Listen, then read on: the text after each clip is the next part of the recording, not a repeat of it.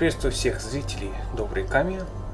Это игра Never Alone, самая последняя часть. Здесь будет экскурс в культуру инуитов из подраздела дополнения Foxtales. Очень интересная часть, надеюсь, вам она понравится.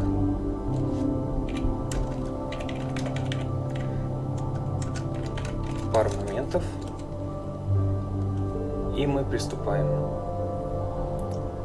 В предыдущей части в оригинале показывалась культура инуитов, их отношения, их быт. Здесь, получается, в Foxtales мы затрагиваем несколько частей, их 5. Братья с побережья, сезон жизни, ледяная история, кормилец и уважение ко всему.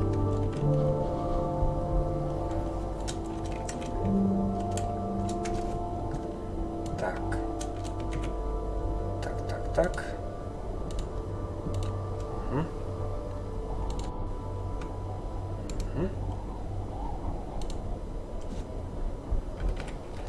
Ein момент, простите.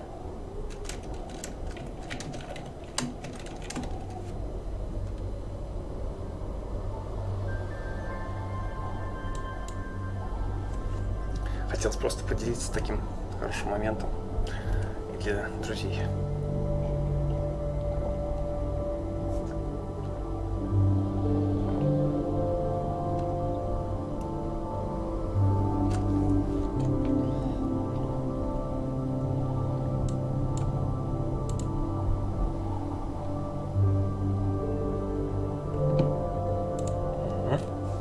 Ну что ж, начинаем. Братья с побережья. Первая часть.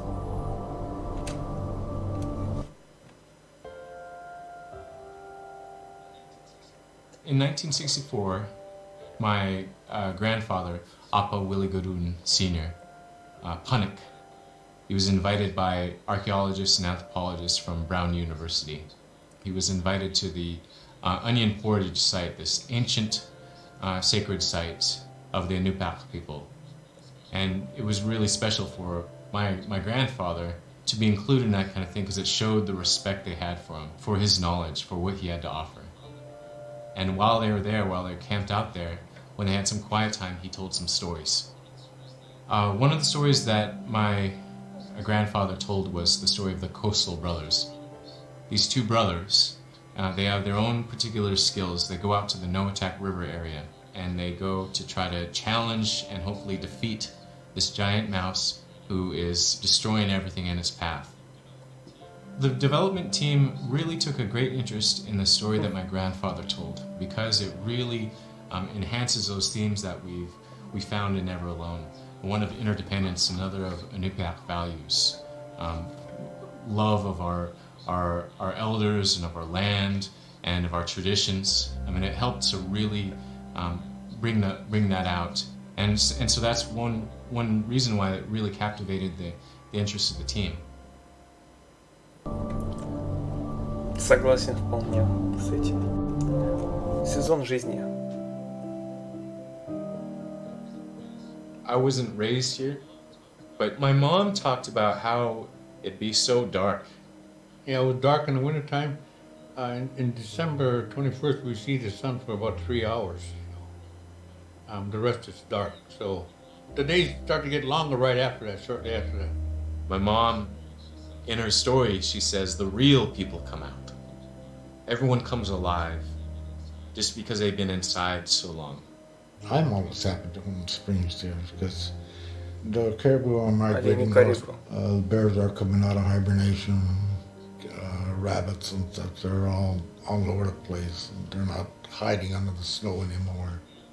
You know, like the elders used to tell me, as soon as they saw those snow buntings, the small birds, the new season would start for gathering food. They knew they'd be happy because fresh food is starting to come around. We'd be getting geese eggs or eagle eggs or any kind of duck eggs. We'd go camping in the early spring, go out with dog teams when I was a kid to a spring camp, and it was anywhere that my folks thought that we can get the most food. Right here in the peninsula, we'd walk back from our camp and hunt muskrats, and my mom would dry the skins And so it's a time of just all the gathering activities, all the busyness. It's when the life really springs up again. Да, снова, как и речка начинает идти, как оттаивает лед, так и пробуждается жизнь. Единая история. Because we're all inipats, you know, upriver, along the coast, I'm considered coastal. Tare mi means I'm next to the ocean. Kum mi is up the river. And I'm proud to be a Tare mi because I can hunt out there where those guys can't. I was taught to be aware of all the conditions out there. In fact, a friend of mine, an elder, he's passed away since.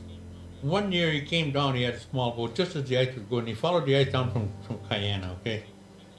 And he came down, he says, Willie, I come down just to go see how you guys hunt. Let's go.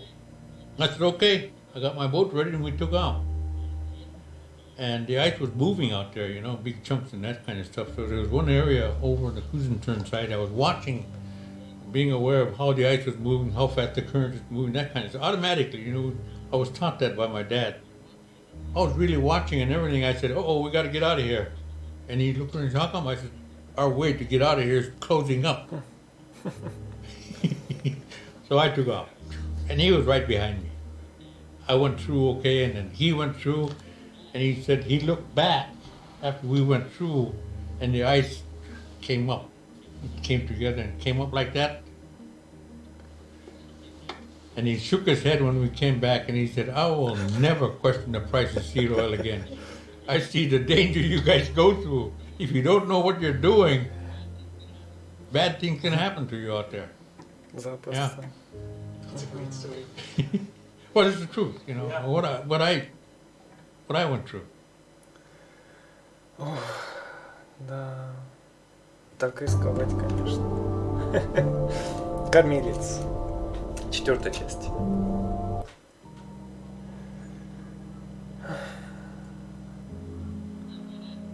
That's my dad. Picture of my dad. Appa Willie, my grandfather Willie, he was a respected hunter, so he was the provider for the large family. My father embodied all the Inupiaq values. He used them all as much as he can every day. And he loved to talk to people. He shared a lot of stuff that he got from out, whether it be out in the ocean or in land. He shared with people. We all loved him because he treated us with respect, all of us kids. When we followed him, when I started to follow him with John to go hunt out in the ocean out here, he would talk to us while we're hunting and point things out to us. You know, how to expect things, how to do things out in the country, or... It teaches how to set traps, where to put the traps, how to bait them. My dad was born and raised in Selwick. He grew up in springtime and summertime using a kayak. And they can go on days on a kayak. So, he taught us all that about hunting seals, bearded seals, and then hunting beluga also. You know, he showed us how. I never forget my dad. Every time he'd say something, I don't know what he'd say. I remember he'd wake me up after early in the morning, 5 o'clock, and it's still dark. He'd kiss me in his cheek, wake me up. I remember he said, bye, John, you behave now. I'll never forget that. So one day he did that. He said, if anything happened to me, I want you to take care of Mom, like I did. But I see the affection there and the bond he had with me. He taught me.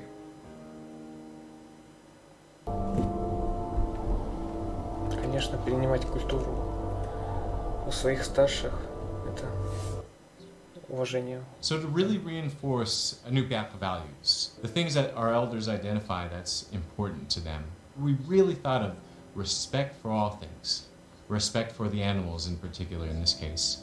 And so we've added a prelude to the story. An experience with a little mouse is where Nuna and Fox, they forget to respect this little mouse. something that my Uncle John just told us is that you only go after animals if you intend to use it for food. You don't play with it. You don't mess around with it or tease it, even if it's all in fun. Well, once Noon and Fox defeat the giant mouse, that's when they learn their lesson, where the mouse comes back to them, their little mouse, their friend. And this story really, it's about respect for all things, respecting all animals all the time, never forgetting to respect them. And that's an essential Inupiaq value. It's one of the key things that our elders always talk about.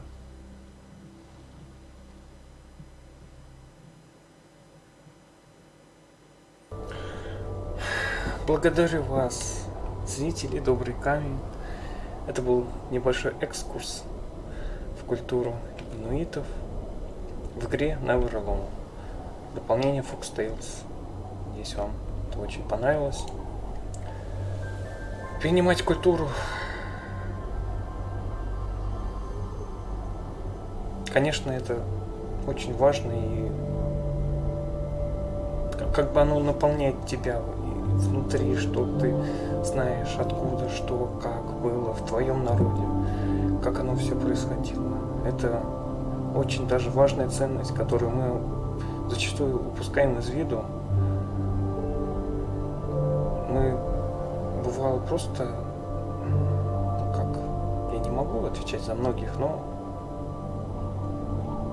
мы становимся даже просто душевно богаче, когда знаем, что, где и как было в наших народах. Мы обогащаемся, в общем говоря. Итак, благодарю всех огромно за просмотр. Спасибо вам большое. Надеюсь, скоро увидимся. Пока-пока.